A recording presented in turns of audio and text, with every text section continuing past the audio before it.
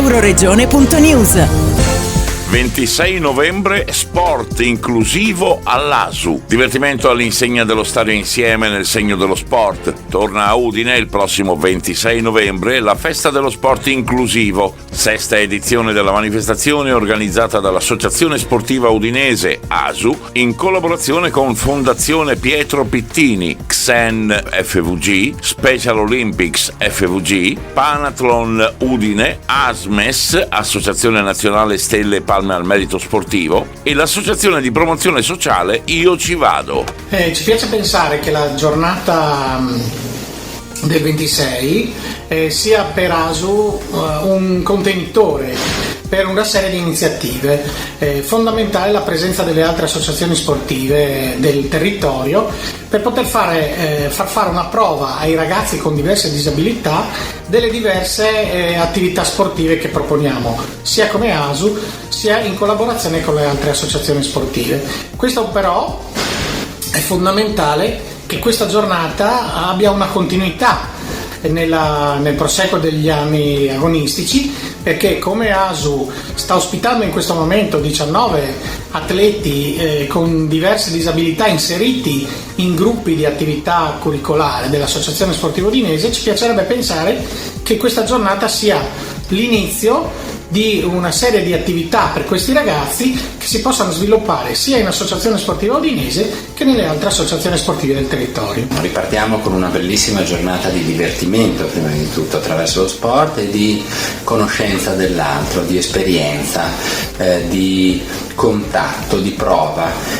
Giornata in cui chiunque può iscriversi, provare. Ci saranno molte discipline, ci sarà una grande e forte collaborazione con le altre associazioni del territorio, perché qui ognuno ha diritto di esprimere ciò che sa fare per il miglioramento dello sport di tutti, quindi per il miglioramento dello stile di vita di tutti.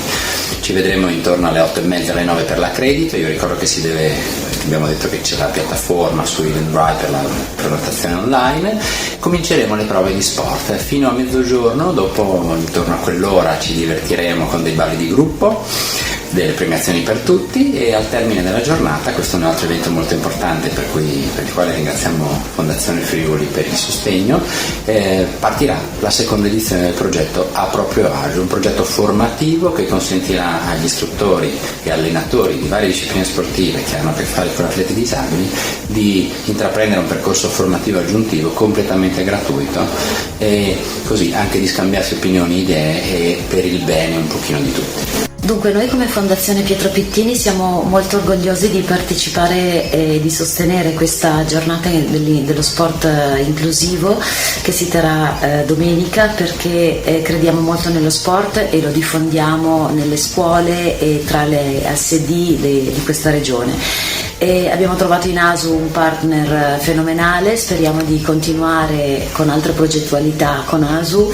e quindi grazie per ospitare questa giornata che per noi è importante, perché si colloca in una settimana di sport inclusivo che viene svolta in tutta Italia da un gruppo di fondazioni italiane che hanno a cuore lo sport come strumento didattico, sociale e educativo per tutti.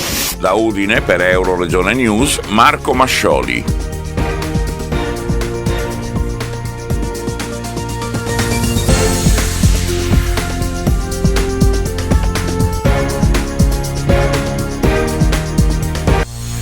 Euroregione.news.